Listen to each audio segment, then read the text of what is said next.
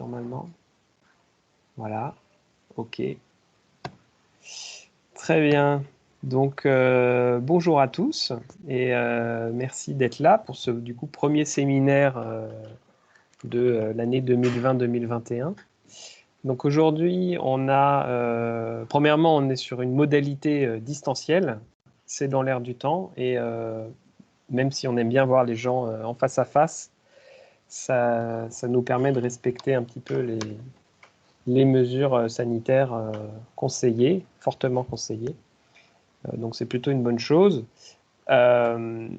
Donc aujourd'hui, on a la chance de recevoir Dr Clémence Rouge, qui est, malgré son nom, elle se trouve en Angleterre.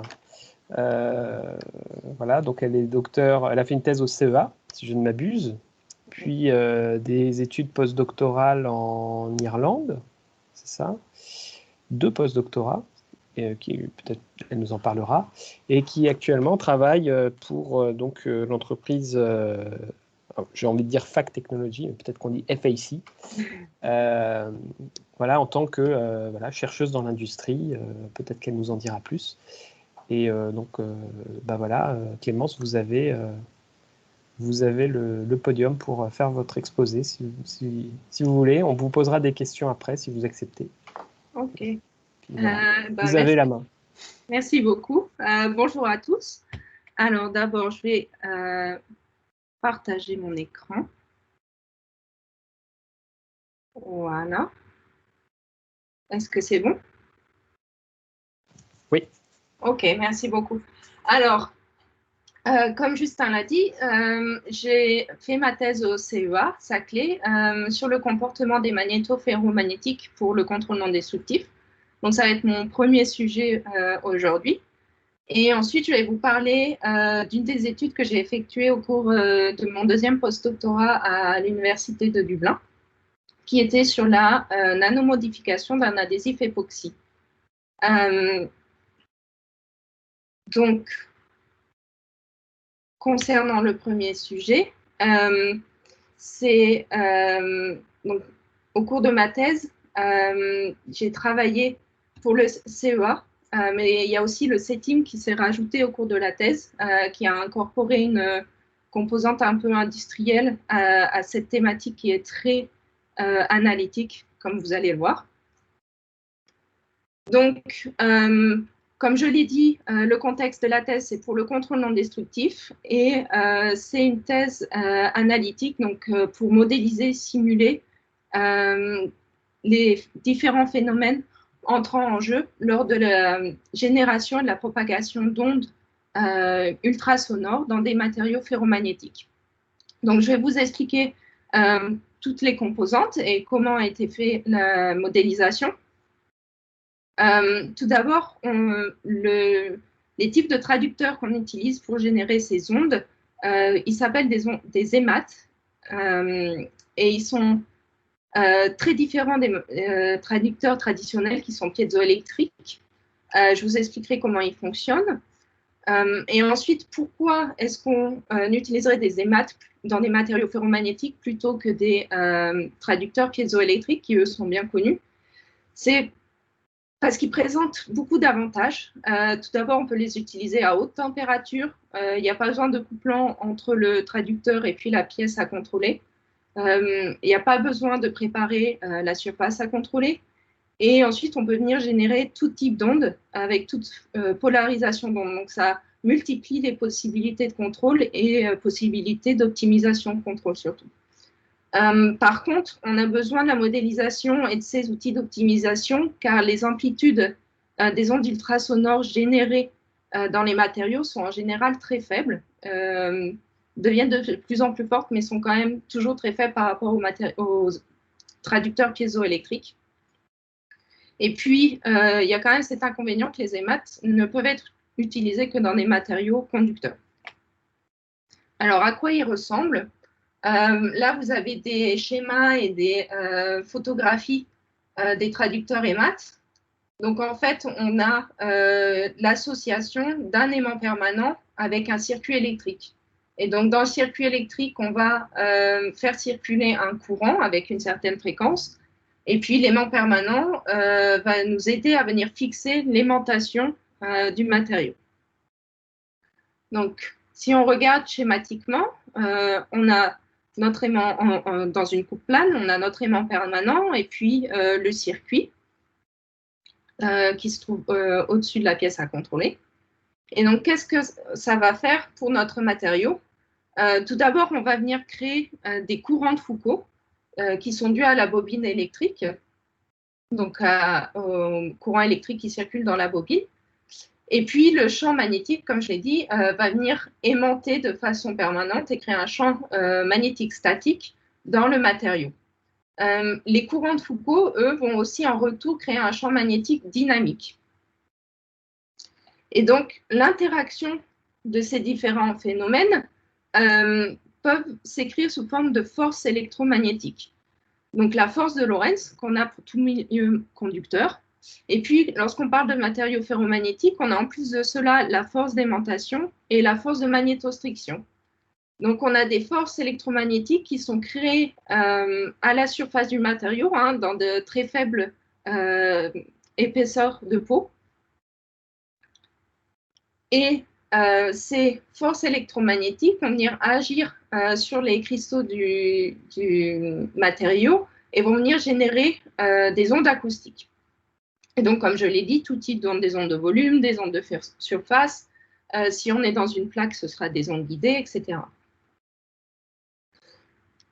Et donc, au cours de ma thèse, je suis intervenue dans le laboratoire sur la plateforme de modélisation SIVA.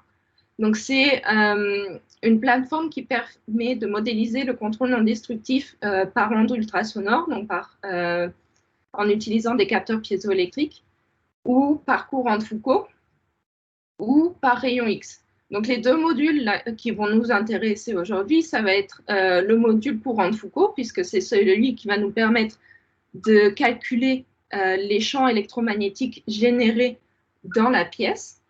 Et puis ensuite, on va utiliser le module ultrasonore pour pouvoir calculer quelles sont effectivement les ondes ultrasonores qui ont été créées, qui se propagent dans la pièce, à contrôler. Alors, quand j'ai commencé ma thèse, la littérature était très dispersée. Il y avait énormément d'explications sur qu'est-ce que le magnétisme, le ferromagnétisme, d'où il vient, etc. Et très peu était relié à ce phénomène de propagation d'ondes. De plus, il y avait environ une dizaine de publications seulement sur la génération d'ondes ultrasonores par les EMAT de manière analytique, etc. Donc, ça a été un gros travail pour comprendre tout d'abord comment tous ces phénomènes interagissent entre eux, comment les écrire et comment les étudier, et ensuite comment venir intégrer tout ça dans ces deux plateformes de simulation existantes qui ont leur formalisme propre et leur fonctionnement propre. Donc voilà pour le contexte. Maintenant, je vais vous expliquer un peu plus ce que sont les matériaux ferromagnétiques. Comme je l'ai dit, ils sont conducteurs et ils sont magnétiques. Et là, je vous ai mis un exemple de cycle d'hystérésis d'un matériau ferromagnétique, c'est-à-dire que l'état d'aimantation du matériau va dépendre de l'histoire, de l'historique de l'aimantation du matériau. Donc, si on est sur la courbe verte, donc c'est la courbe de première aimantation, c'est ce qui se passe quand le matériau est totalement désaimanté. La première fois qu'on vient appliquer un champ magnétique au matériau, on va se déplacer le long de cette courbe. Mais ensuite, si on vient enlever la magnétisation extérieure, qui vient forcer la magnétisation du matériau, on ne revient pas à zéro, on va décrire le cycle d'hystérésis.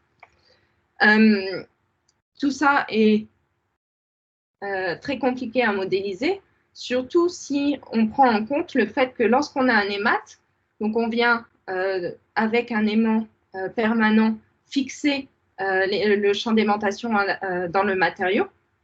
Mais en plus de cela, comme on l'a dit, il y a les courants de Foucault qui induisent un champ magnétique dynamique dans le matériau lui-même qui va induire une oscillation du champ magnétique, de l'intensité de la direction du champ magnétique autour de la position du champ magnétique fixée par le champ statique.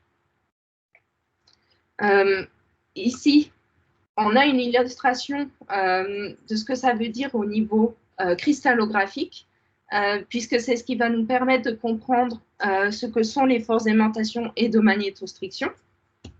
Donc, on a notre cristal au repos, sans aimantation extérieure appliquée, il a donc cette aimantation cristalline vers le haut.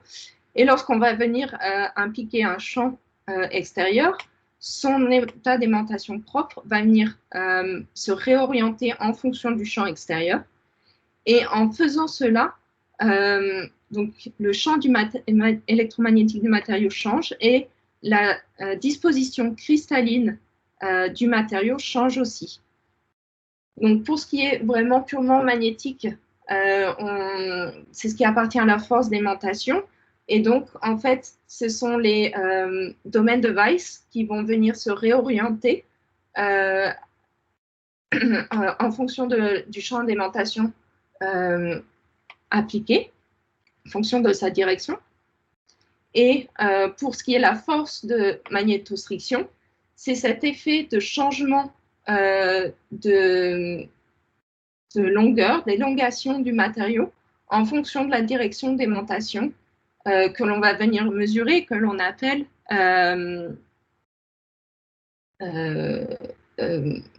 déformation de magnétostriction. Pardon, j'avais le mot en anglais.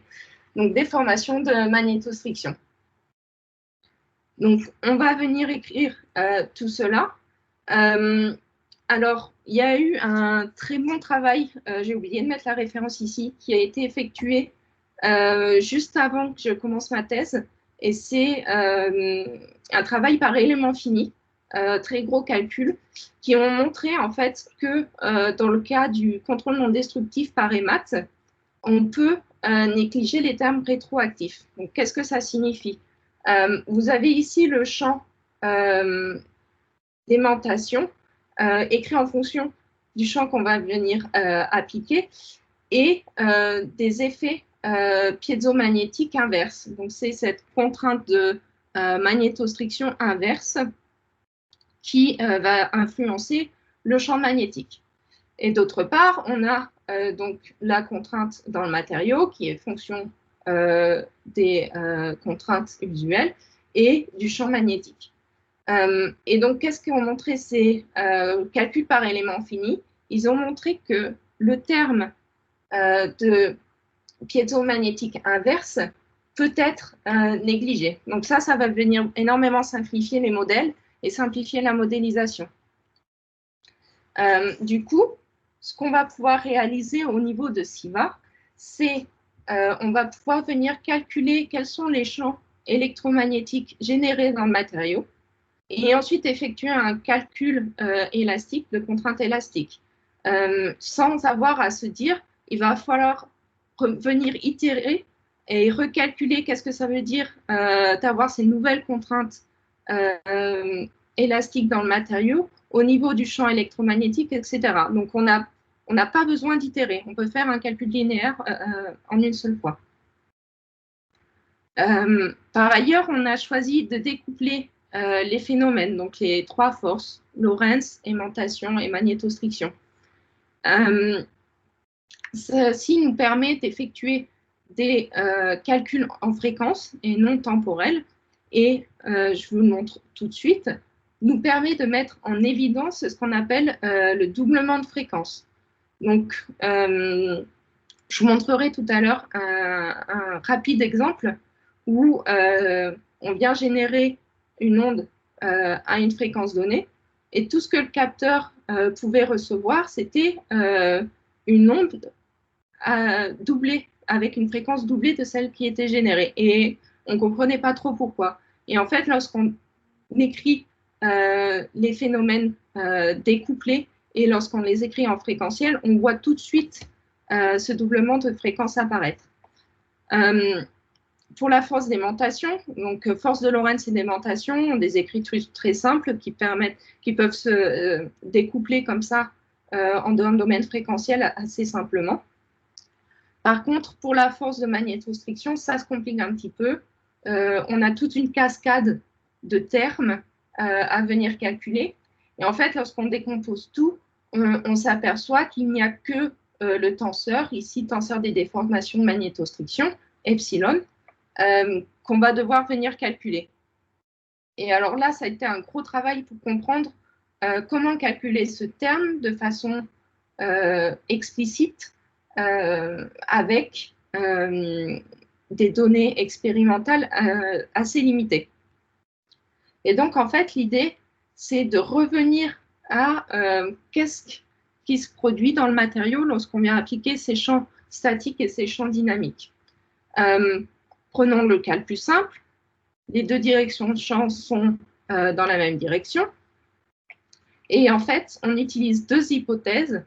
La première hypothèse, c'est que la courbe de magnétostriction, donc c'est la courbe de déformation ici, epsilon, déformation de magnétostriction en fonction du champ appliqué dans le matériau. On suppose que cette courbe est valable en tout point du matériau, quelle que soit la direction du champ magnétique appliqué. Alors ça, c'est vrai, par exemple, dans le nickel, où d'un point de vue magnétique, on peut dire que le matériau est isotrope. Ça va être moins vrai dans tout ce qui est alliage ferreux, où du fait de leur fabrication, on va pouvoir venir induire une orientation préférentielle du champ magnétique dans le matériau. Donc c'est à manier. Voilà, faut prendre des pincettes. Ensuite, la deuxième hypothèse qui, elle, pour l'instant, s'est jamais révélée fausse, dans toujours, bien sûr, le contexte des amplitudes d'ondes, des amplitudes de champ générées pour le contrôle non destructif, c'est que la magnétostriction conserve le volume. Donc, vous allez avoir une déformation epsilon dans la direction du champ total appliqué, et du coup, vous aurez moins 1,5 de epsilon dans les deux directions perpendiculaires. On va venir, si la direction du champ dynamique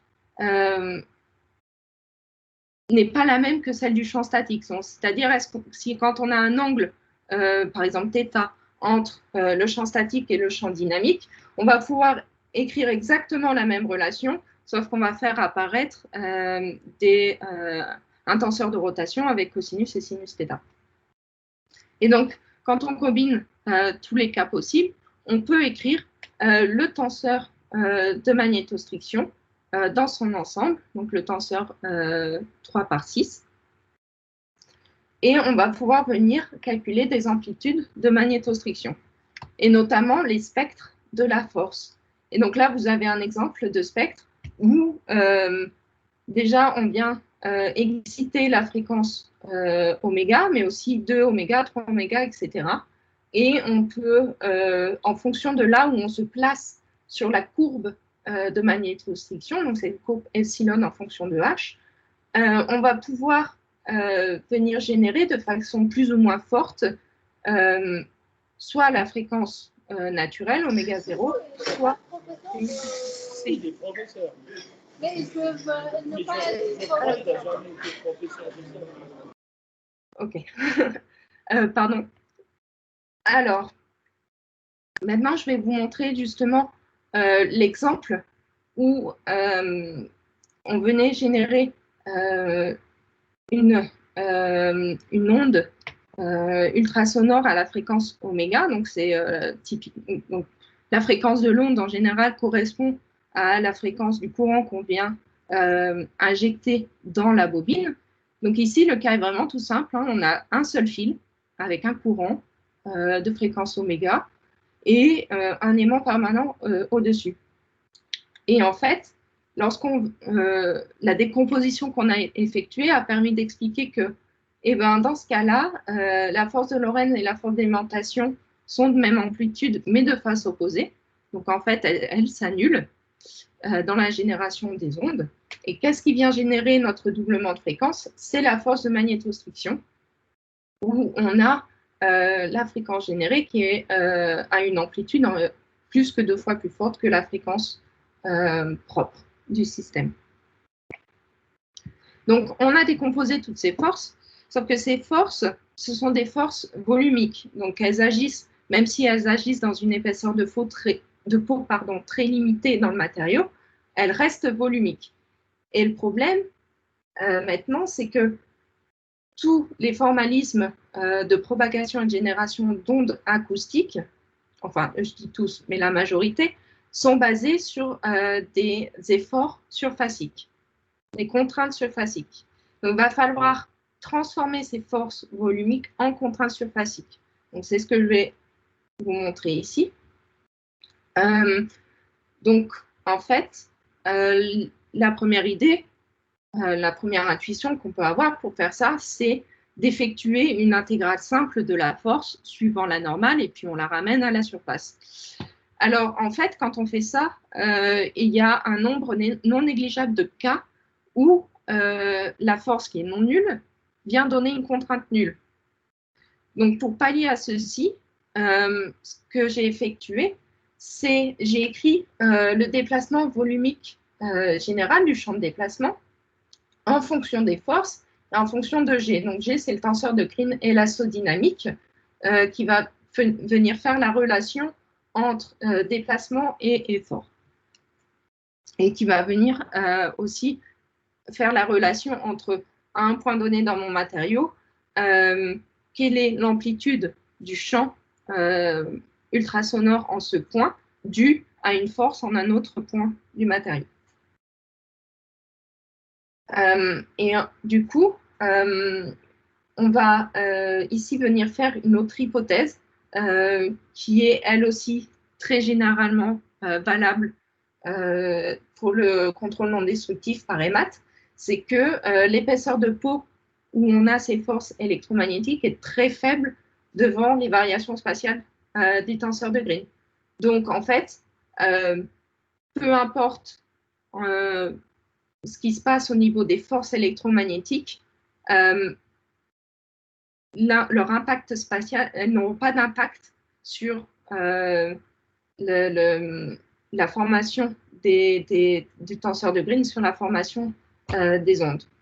Et donc, pour pallier au problème qu'on avait précédemment, où on a, si on effectue une intégrale simple, on vient annuler des efforts qui sont non nuls, on fait intervenir le moment des forces, donc on fait intervenir des intégrales d'ordre plus élevé des forces. Et au cours de ma thèse, j'ai écrit jusqu'à cette transformation, j'ai pris en compte jusqu'à l'ordre 2. Alors, cette transformation a été généralisée après ma thèse par un autre thésard pour un nombre plus élevé de moments. Et il a démontré que, grosso modo, mon hypothèse d'aller jusqu'à l'ordre 2 était suffisante. Ensuite, donc on effectue cette transformation. Donc on va venir ici subtiliser les forces, l'intégrale sur les forces par les moments des forces. Et lorsqu'on réorganise toutes ces grosses expressions, on va venir faire apparaître ce qu'on appelle les opérateurs dérivés contraintes équivalentes. Donc en fait, ce sont des opérateurs qui vont venir faire intervenir le tenseur des rigidités du matériau couplé avec des dérivées spatiales. Toujours les moments des forces. Et du coup, suivant comment on réorganise notre expression du champ de déplacement, on obtient deux formulations. La première à gauche, où ces contraintes, ces opérateurs de contraintes équivalentes sont appliqués au tenseur de Green. On a donc besoin de connaître quelles sont les variations spatiales du tenseur de Green. Et ça, c'est caractérisé par les nombres d'ondes. Et ces nombres d'ondes sont connus de manière analytique ou semi-analytique dans le cas des ondes guidées.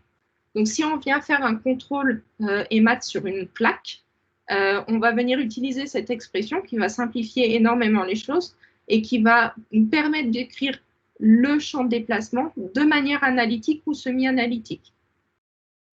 Par contre, lorsque on a des ondes de volume, on ne connaît pas les nombres d'ondes, il n'y en a pas vraiment, mais on va pouvoir appliquer les opérateurs de dérivées contraintes équivalentes au moment des forces, qui eux sont connus. Et ensuite, donc ce terme-là va nous donner directement les contraintes surfaciques équivalentes qu'on va pouvoir intégrer directement à nos modèles de propagation, de génération et de propagation d'ondes. Donc concrètement, à quoi ça ressemble une fois qu'on a tout combiné? Donc là, vous avez un EMAT, c'est un anneau avec un champ permanent au-dessus. On vient exciter la bobine à une fréquence de 1 MHz et on obtient pour le faire et pour ces champs statiques et intensité de champ statique, intensité de champ dynamique donnés, on a ces cartographies-là de champs ultrasonores. Donc, le champ, l'onde, se déplace du haut vers le bas et on va pouvoir décomposer les ondes longitudinales et les ondes transversales. Et dans ce cas-là, on voit qu'on vient exciter de manière préférentielle les ondes transversales en un point de focalisation donné dans le matériau. Donc ça, c'est important en pratique. Par exemple, si on a intérêt à détecter un défaut à ce niveau-là et que le défaut a telle ou telle position, telle ou telle dimension, on va pouvoir dimensionner notre capteur et tous les paramètres du contrôle pour générer un point de focalisation d'onde à cet endroit-là. Là, brièvement, un autre exemple où on vient exciter de manière préférentielle la fréquence de MHz, alors qu'on a envoyé une fréquence de 1 MHz. Et par contre, ce sont les ondes longitudinales qui dominent. Maintenant, comme je l'ai dit auparavant, quand on considère le cas des ondes guidées, donc le cas de propagation d'ondes ultrasonores dans une plaque, l'expression du champ de déplacement est analytique dans le cas des ondes de cisaillement et semi-analytique dans le cas des ondes symétriques et asymétriques. Et donc, on voit quand on fait le calcul pour différentes fréquences d'excitation, on voit qu'on obtient des pics, comme ça, des oscillations de l'amplitude des différentes ondes. Et en fait, on constate que l'espacement entre deux pics correspond à l'espacement entre deux fils dans la bobine de l'EMAT. Et donc, comme ça, on va pouvoir jouer sur quelle fréquence, sur la fréquence d'excitation optimale. Donc là, on voit que, par exemple, à proche de 5 MHz, on obtient un pic en amplitude non négligeable pour les ondes asymétriques et symétriques, que l'amplitude globalement des ondes de cisaillement est négligeable. Donc, en faisant ces calculs, on va pouvoir revenir à l'étape précédente que j'ai expliquée, qui est d'optimisation du capteur par rapport à la détection de certains types de défauts dans certaines configurations. Donc, ce slide conclut ma présentation sur mes travaux de thèse. Je vais maintenant passer, comme Justin l'a dit en présentation, à vous montrer un cas d'étude sur la nanomodification d'un adhésif époxy. Donc, c'est une étude que j'ai réalisée au cours de mon deuxième postdoc à UCD, University College Dublin, dans le groupe CAA, c'est le centre d'adhésifs et d'adhésion. Et on a été sponsorisé par ICOMP, qui est le centre de recherche irlandais pour les matériaux composites et qui regroupe 4 universités et de multiples partenaires industriels. Et donc, au cours de toutes ces études, j'ai fait énormément de caractérisation de matériaux. On a développé des nouveaux composites et adhésifs de façon expérimentale et numérique. Et on a notamment travaillé sur comment modifier la structure, la nanostructure d'un adhésif pour obtenir certaines propriétés macroscopiques. Donc là, brièvement, on a un exemple où on a intégré des fibres de basalte et des nanotubes de carbone dans un adhésif époxy. Et grâce à différents moyens de caractérisation, on a pu venir calculer les énergies de rupture des différentes formulations et aussi caractériser la conductivité électrique des différentes formulations. Et ainsi, on a pu coupler un adhésif avec des énergies de rupture augmentées, donc multipliées par quasiment un facteur 5, et tout en venant faire en sorte que cet adhésif soit conducteur d'électricité. Et donc, ces travaux se sont appuyés sur les travaux de recherche d'un étudiant et surtout sur la problématique qui est comment augmenter la résistance à la rupture en gardant les mêmes propriétés mécaniques du matériau et ensuite, par-dessus ça, comment garder la stabilité du joint, la stabilité thermique, pardon, et ajouter une fonctionnalité à l'adhésif. Donc, la première problématique, c'est qu'est-ce qu'on définit comme adhésif structurel? Alors, ça ne va pas être le premier cas, puisque c'est un adhésif qui va casser de suite. On ne pourra pas contrôler la rupture de cet adhésif. Ça ne va pas être le troisième cas non plus, puisque c'est typiquement le cas d'un adhésif où c'est quasiment du caoutchouc, donc c'est plus du tout structurel. Donc, on va se focaliser sur comment avoir des faibles à partir d'un adhésif qui est déjà structurel. Hein. Comment les modifications vont entraîner de faibles variations du module d'ion, du déplacement maximum, et comment optimiser, maximiser la contrainte de rupture et la contrainte de plasticité. Et donc, pour cela, on va venir au niveau nanoscopique et microscopique,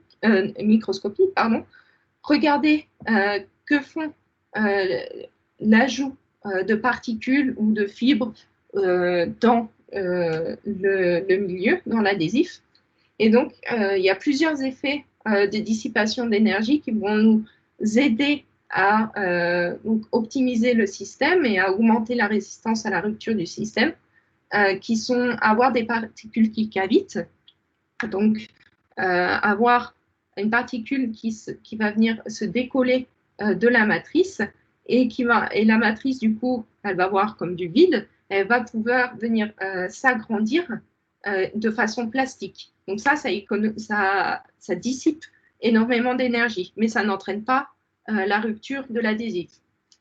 Pareil, entre deux particules qui sont cavitées, on va avoir des zones où il va y avoir énormément de cisaillement. La contrainte va être principalement une contrainte de cisaillement.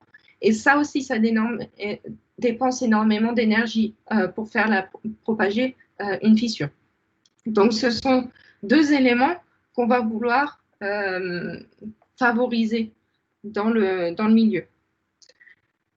Et donc, avoir des particules qui cavitent, c'est favorisé par ce qu'on appelle l'ajout de Korcher-Rüber dans un adhésif époxy. Donc ça a été une étude effectuée pendant la thèse d'un collègue à Dublin. Et donc, on s'est basé là-dessus. Donc, qu'est-ce que ça fait, le fait d'ajouter ces particules de caoutchouc dans le matériau? Tout d'abord, on voit qu'on augmente sensiblement la stabilité thermique du matériau, donc on augmente la température de glaciation du matériau. Par contre, évidemment, on va venir aplatir et allonger la courbe des contraintes en fonction des déformations, ce qui est normal puisqu'on ajoute un matériau, le caoutchouc, qui a une courbe très allongée et très faible. Et au niveau des contraintes de compression, c'est la même chose. On vient diminuer le module en compression, ainsi que la contrainte maximale de plasticité en compression. Et qu'est-ce qui se passe au niveau de la rupture de ces matériaux? Eh bien, on augmente de façon très significative, donc par un facteur 5, l'énergie dissipée lors de la rupture des matériaux. Et alors, ce qui est intéressant, c'est que grâce à l'observation, grâce à ces micrographies, on va pouvoir venir calculer la surface de déformation plastique du matériau entraîné par la propagation de la fissure. Et on peut relier directement cette surface à la quantité d'énergie totale qui a été dissipée dans le matériau. Donc là, je vous montre la décomposition des modèles, qui sont des modèles analytiques, basés sur les expériences, donc sur la mesure de quantité pour la matrice, pour l'adhésif époxy, sans ajout de particules de caoutchouc. Et ensuite, on peut, avec ces modèles, en fonction du volume de particules qu'on vient ajouter, regarder l'évolution du module Young, du coefficient de Poisson et de la contrainte maximale en tension. Donc, on peut venir prédire ces différentes propriétés mécaniques et on voit que les modèles corrèlent assez fortement l'expérience.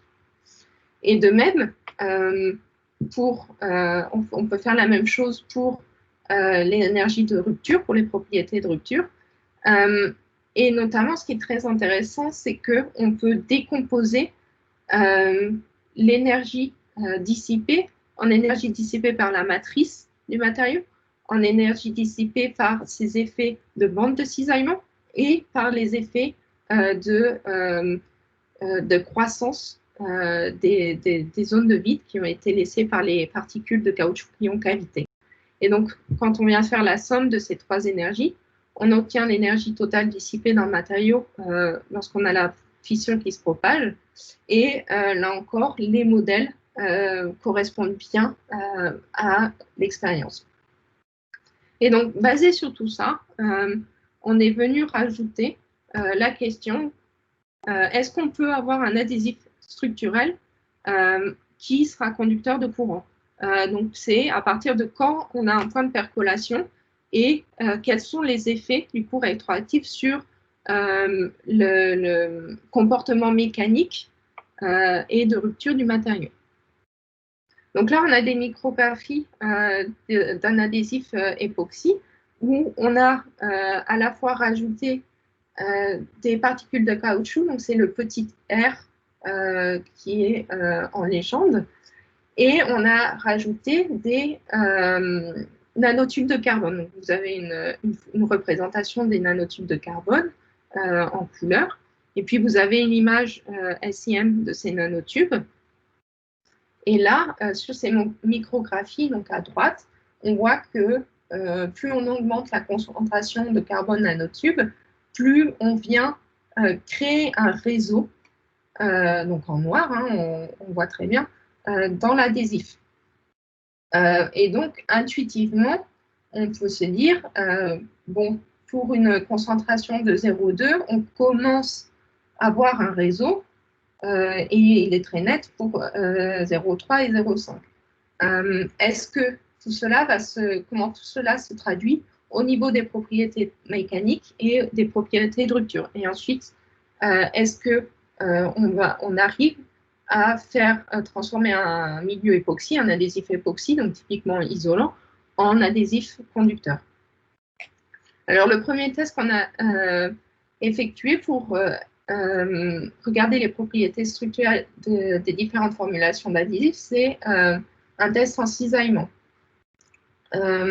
Et donc, on voit que la contrainte, la contrainte de cisaillement augmente lorsqu'on vient rajouter des nanotubes de carbone dans la formulation. Et en fait, le fait de rajouter ces nanotubes va venir modifier le comportement en rupture macroscopique des matériaux, puisque la fissure, avant de se propager à l'interface entre le substrat et l'adhésif, eh ben, plus on ajoute de carbone nanotube, plus la fissure va venir se propager de manière cohésive à l'intérieur de l'adhésif, qui est un adhésif structurel, donc qui a déjà de base une bonne résistance au cisaillement. Et donc, le fait de rajouter les carbones nanotubes va encore plus freiner la propagation de fissures et va augmenter cette résistance au cisaillement.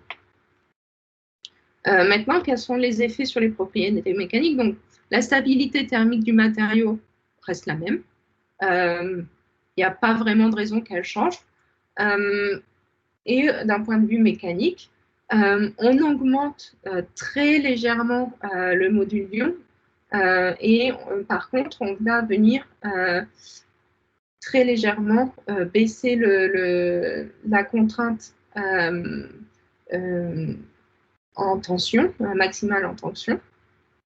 Ce qui n'est pas vrai, donc ce qui est vrai pour la première formulation, il n'y a pas de particules de caoutchouc intégrées dans la formulation. Par contre, à partir du moment où on a des particules de caoutchouc, les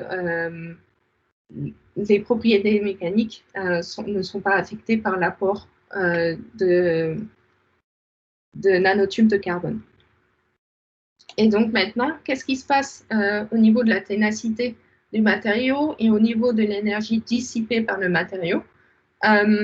Lorsqu'on ajoute du carbone dans l'adhésif sans particules de caoutchouc, on vient augmenter ces deux propriétés. Et qu'est-ce qui se passe quand il y a déjà du caoutchouc? On vient aussi augmenter ces propriétés de manière... c'est pas négligeable, mais c'est pas non plus une augmentation comme l'augmentation multipliée par 5 qu'on a vu tout à l'heure. Et en fait, qu'est-ce qui se passe au niveau de la rupture de ces matériaux?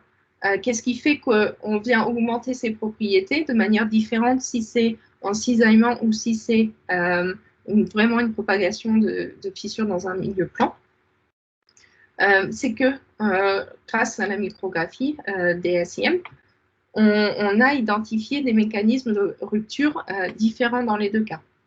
Donc, dans le premier cas, qui est le cas d'une propagation de fissure dans un milieu plan, non contraint,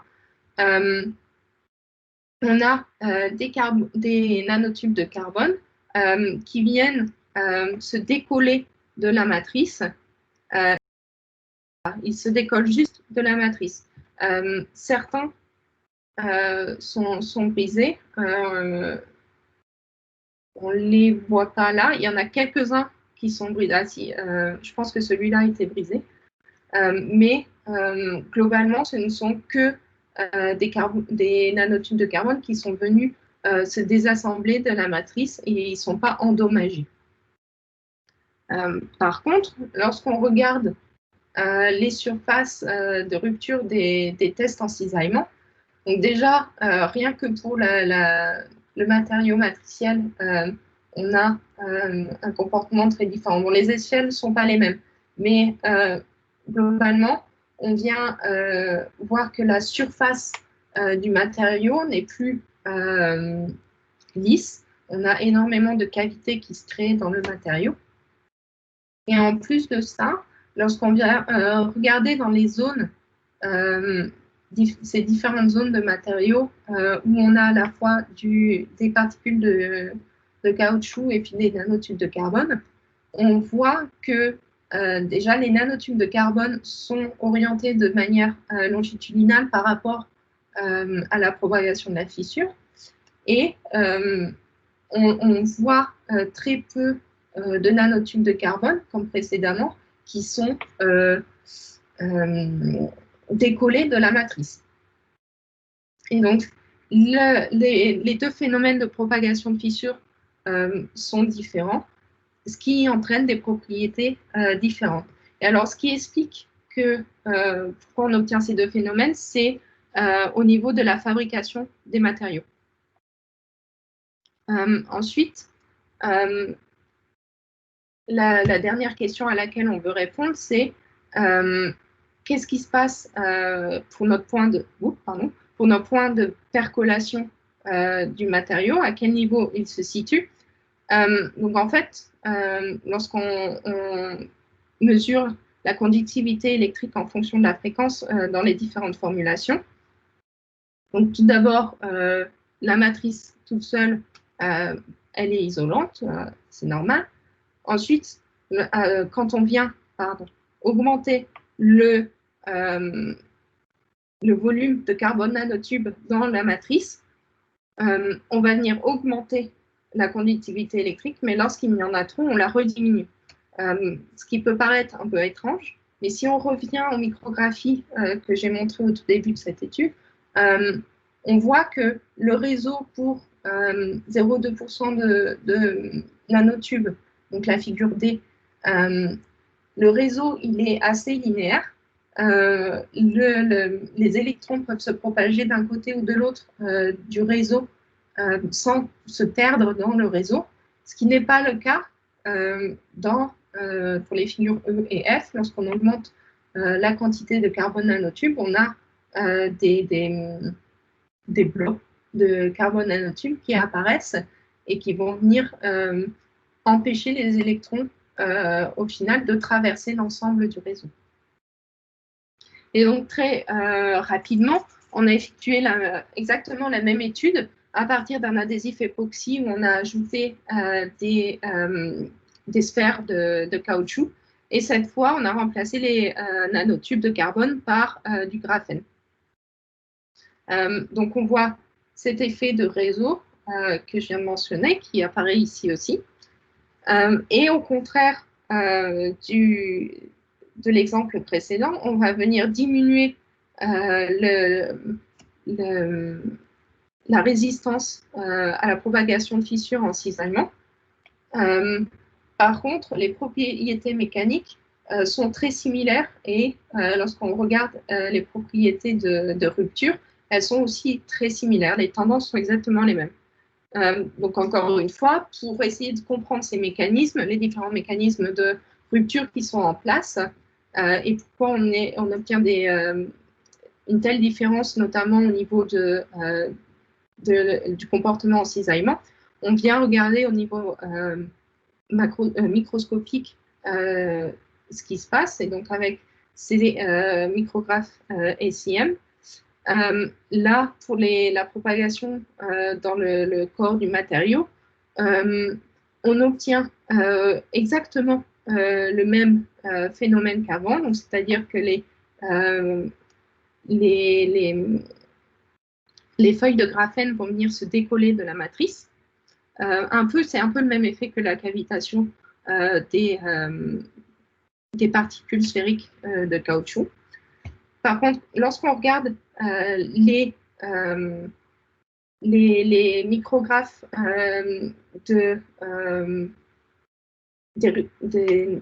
des surfaces de rupture des tests en cisaillement, on voit qu'on a, alors contrairement à l'exemple précédent, on a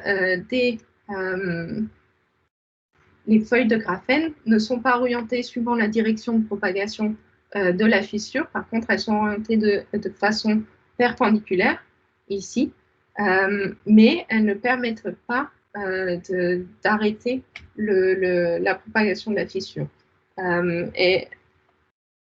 Et si on regarde un peu plus ce qui se passe, donc on a ces En fait, lorsqu'on vient regarder ce qui se passe de façon perpendiculaire à la direction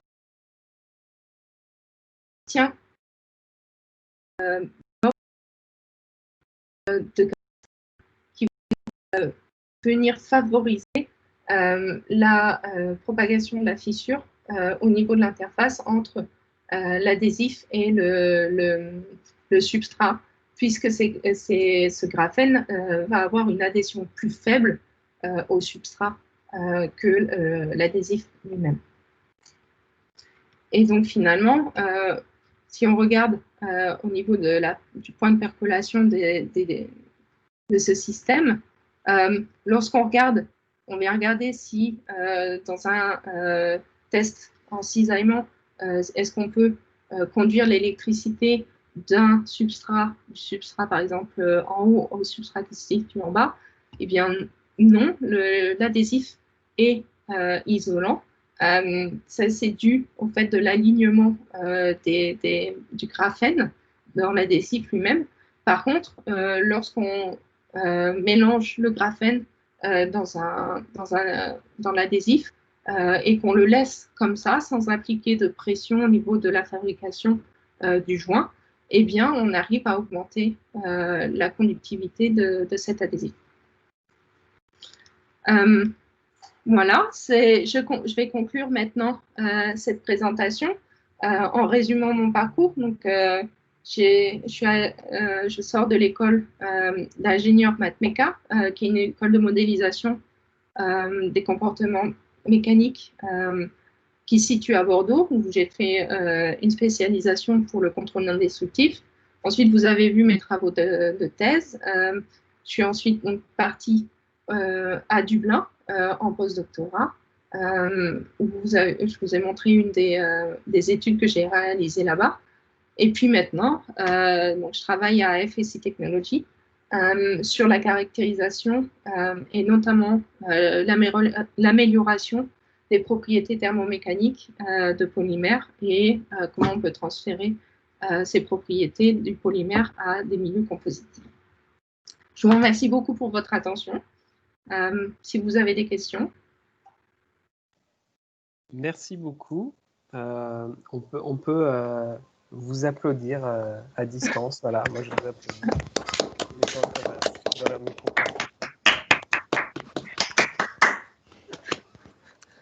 Un peu de convivialité tout de même. Merci pour cet exposé.